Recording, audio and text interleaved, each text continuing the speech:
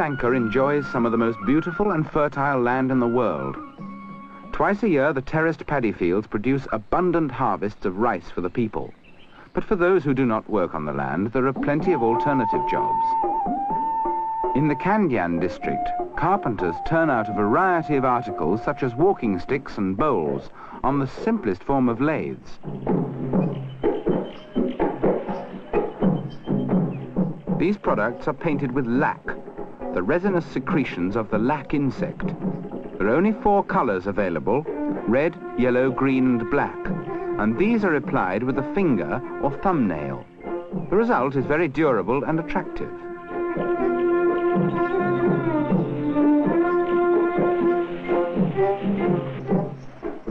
Some families earn a living by marketing cinnamon. First of all, the outer bark of the cinnamon tree has to be removed by scraping.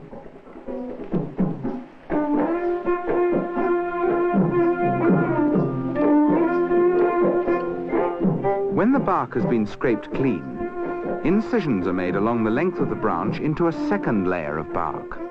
It is this inner layer which produces the cinnamon we use in our kitchens.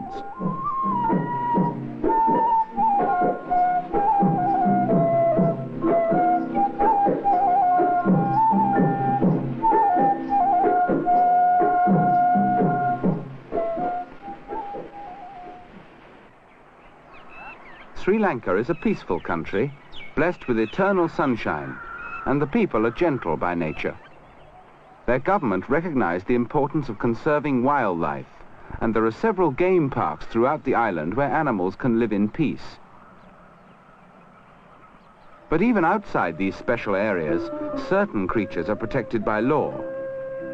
The cobra goya, or monitor lizard, is one such animal. He is nature's scavenger, and although good to eat, no one would dream of harming him. This lizard lives on many of the pests which would otherwise damage the crops grown for human consumption, and is a friend to the farmer. Wherever you go on the island, you will come across little groups of people producing handicrafts. Local reeds or marsh grasses are often woven together to produce hard-wearing mats. Village factories employ girls to manufacture a wide variety of attractive items, ranging from handbags to decorated baskets.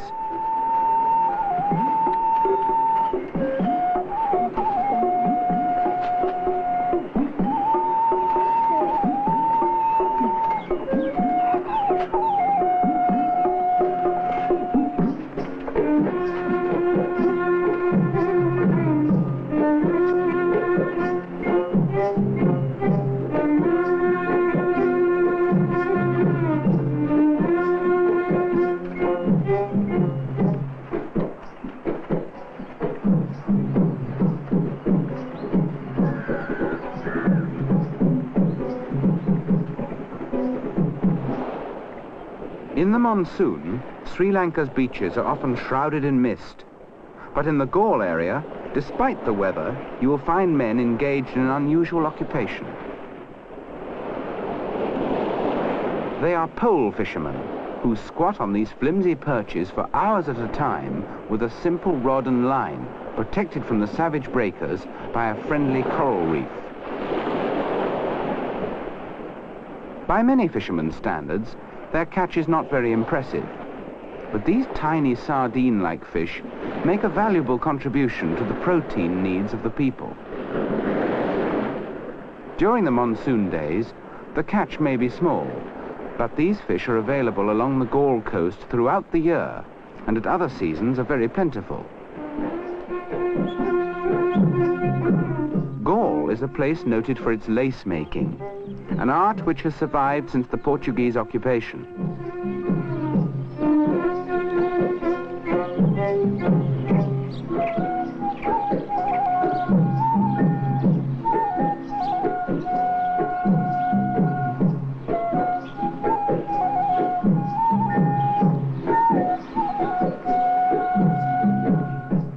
This is a land of contrasts and strange religious rites.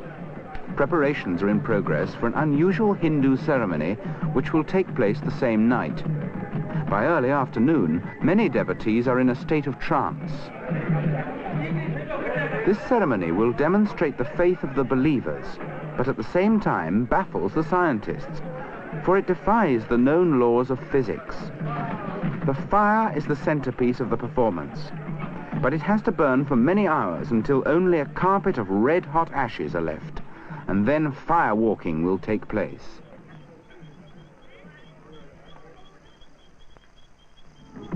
The Buddhists also have unusual ceremonies, and in Kandy, the ancient capital of Ceylon, an annual pageant called the Perahera takes place.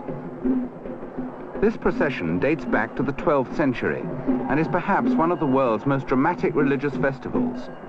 It involves 5 temples, each providing groups of drummers and torchbearers, and on the final nights includes up to 100 elephants. The Kandyan drummers are famous throughout the world, but on this occasion the drummers are not here to entertain. They are paying homage to Buddha.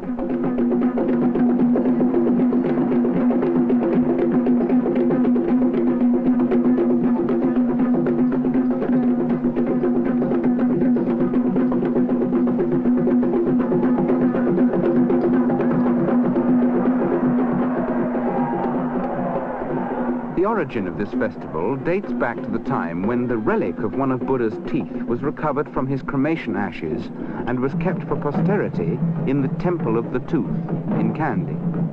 This relic was paraded through the streets during the Perahera, but today it is deemed so valuable it is never allowed to leave the temple.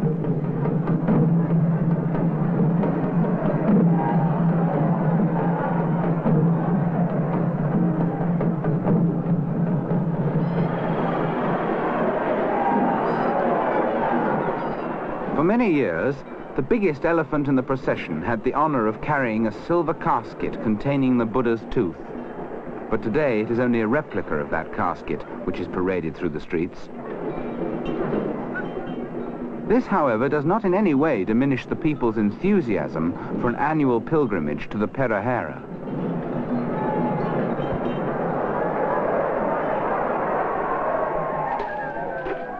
Night is also the time when the Hindu fire-walking ceremony begins, but the fire still has a few hours to burn before it is ready.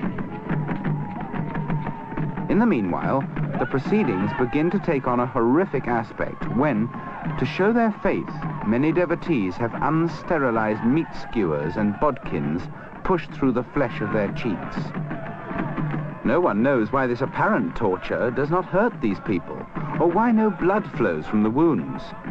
It is possible that the long hours of waiting in a state of trance create a form of self-imposed hypnotic suggestion in which they will themselves to feel no pain.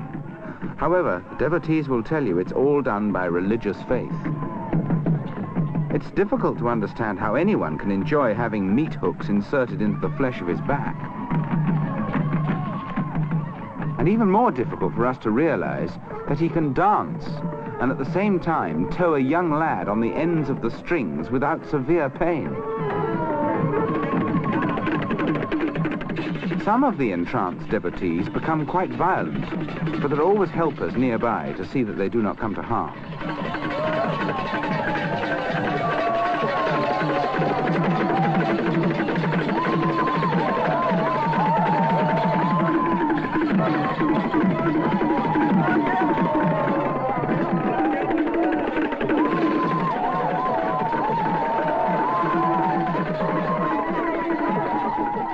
Although the fire may look cool to the camera's eye, the heat keeps the crowd well away.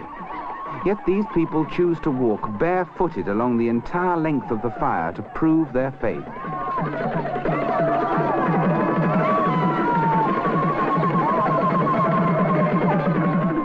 In times past, onlookers caught up in the excitement of the proceedings have tried to walk the fire, only to receive severe burns. Yet the devotees' feet are quite unharmed. Firewalkers have been investigated by many scientific authorities, but no one can explain how bare feet can come in contact with temperatures as high as 420 degrees centigrade without the flesh burning. For normally peace-loving people, these violent acts of self-mortification seem out of place, and yet they are regular occurrences in Sri Lanka and must remain one of the unsolved mysteries of the Orient.